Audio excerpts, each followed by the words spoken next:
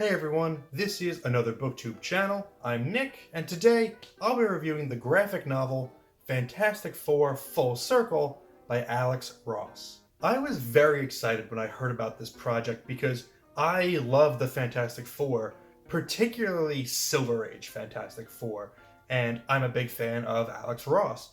So when I heard that he was developing his own original FF story in the tradition of the Silver Age, I thought this is a perfect marriage and an opportunity for an instant classic.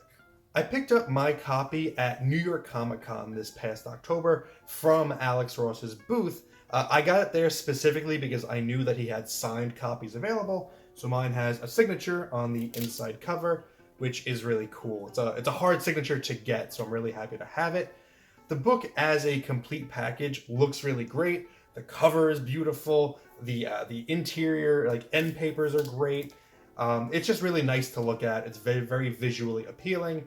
It's also much bigger than an ordinary comic at about 11 by 9 inches. Fantastic Four Full Circle is a sequel to the classic story This Man, This Monster, which was featured in Fantastic Four number 51 with art by Jack Kirby.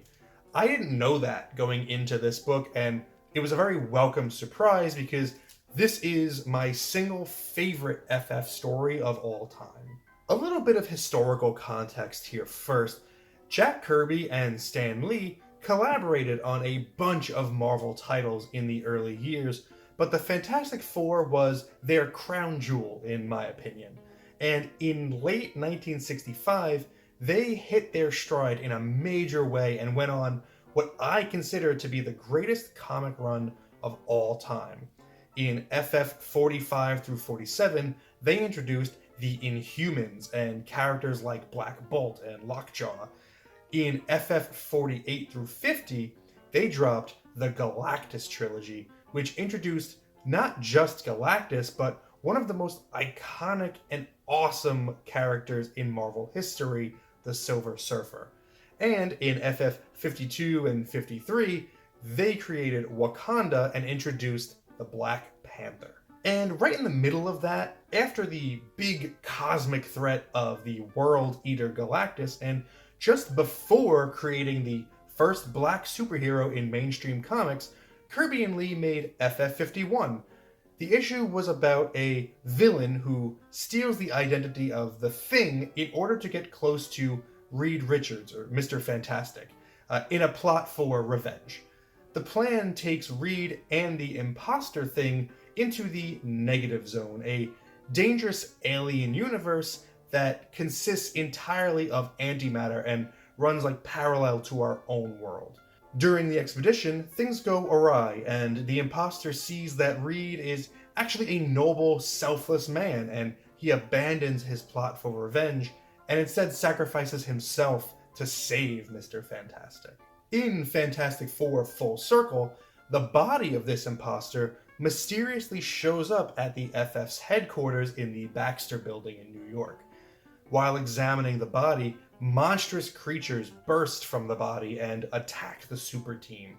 Mr. Fantastic determines that the threat is coming from the Negative Zone, and so the team suits up and heads into the dangerous realm that has almost killed them many times before. This is Marvel Silver Age through and through, which means that its dialogue is a bit stiff and the story is borderline impossible to follow at times, but the art is phenomenal. Just as Jack Kirby's explosive and dynamic pencils would greatly overshadow the lame purple prose of Stan Lee, Alex Ross the artist really bails out Alex Ross the writer. Honestly, that's to be expected here. I've never known Alex Ross to be a writer, and I think he only takes on the responsibility here so that he can say that this was entirely his FF story. He wrote the script, he did the art, and he did the colors mostly by himself, but he does have a co-credited creator there as well with Josh Johnson. He also has someone else who did the lettering for him. But nevertheless, this was obviously a passion project for Ross, and I appreciate him embracing the tone of Silver Age Marvel Comics, even if it was just to cover his own shortcomings as a writer. But come on, this is Alex Ross, so let's talk about the art. Ross is a legend in comics for his hyper-realistic superhero paintings. He's mostly just a cover artist, but he has done interiors a handful of times, most notably to me with the DC miniseries Kingdom Come. Gouache painting is usually his media of choice, so Fantastic Four Full Circle is extra special because this is a rare instance of Ross using traditional pencil and ink for the interiors, and the results are gorgeous. Ross's hyper-realistic style translates beautifully in ink, and he's able to achieve some truly stunning pages and spreads here. He posted a few videos on his YouTube channel where he talks about creating the art for this book, and he mentions that he used sculpts of the characters so that he can pose them for reference and get realistic lighting to work with. His attention to detail is remarkable, and it's hard not to be impressed by the result. But with this hyper-realistic art style, Ross encounters the same problem I would argue he experienced in Kingdom Come, and that is the action in these pages can feel stiff. Ross is revisiting the Silver Age here, and when you compare these panels to the work of Jack Kirby, they may be better from a technical standpoint, but they simply cannot match the explosiveness and energy of the King. Kirby wasn't confined by realism, and so he wasn't afraid to push the limits of anatomy and foreshortening. To him, it was all about creating an exciting image, even if that meant bending bodies in ways that didn't really make sense. Ross can't make those concessions, which leaves his characters locked into somewhat boring poses. Just look at this panel of the team running together. Look at their legs. All three characters in the blue costumes are in the exact same pose, running in perfect sync. This is what I mean by boring poses. Think of how much more dynamic this would look if instead of all being on the same foot, Sue was on the opposite foot. Maybe give Johnny a shorter stride so that you can see more of his opposite leg. I don't know, just something to make them not in the exact same pose. Even their posture and their hands, it's all too synchronized. This is just one panel out of hundreds, but it is indicative of my larger point. This video would be incomplete if I did not talk about a hugely important factor of this book, and that is the coloring. Alex Ross makes a very bold choice here to eschew realistic colors in favor of a palette of pinks, yellows, and blues throughout. I applaud him for taking this unique approach to his colors, as it's really not something you see in a typical Marvel comic, and it makes it stand out from the rest. However, the results are a bit mixed. This book takes place half on Earth and half in the Negative Zone, and the Negative Zone sequences are truly breathtaking. Every page turn in the Negative Zone was another opportunity for a jaw-dropping piece, and Ross delivers every time.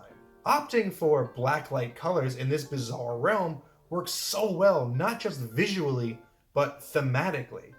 This is an alien world, and so it looks alien. I mean, look at this spread. Just, oh my god. I mean, I can look at this all day. This is beautiful. But here's the thing though, these colors aren't reserved for the Negative Zone, and that's kind of disappointing. Take a look at this panel here from a scene inside the Baxter Building.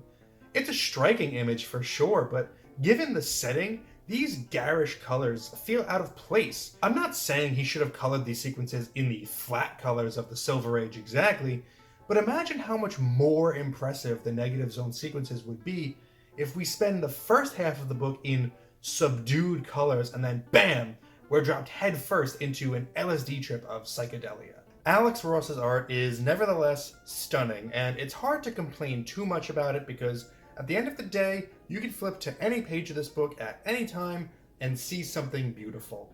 It's just that when it comes to storytelling flow, Ross is no Kirby. My arbitrary and subjective grade for Fantastic Four Full Circle is 7 out of 10. I would say maybe like a 9 out of 10 for the art and a 5 out of 10 for the story, so do with that what you will. If you've read this book, let me know your thoughts in the comments. Thank you for spending some time with me today, but now it's time to get back to reading.